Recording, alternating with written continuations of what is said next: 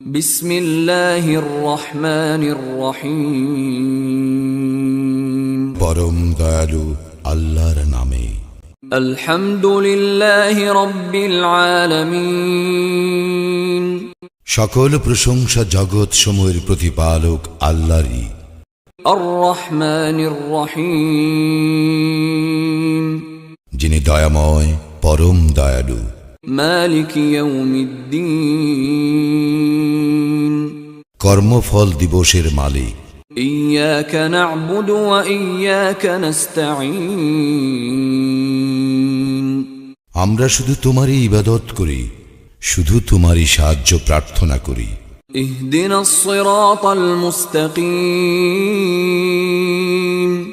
আমাদেরকে সরল পথ প্রদর্শন করো।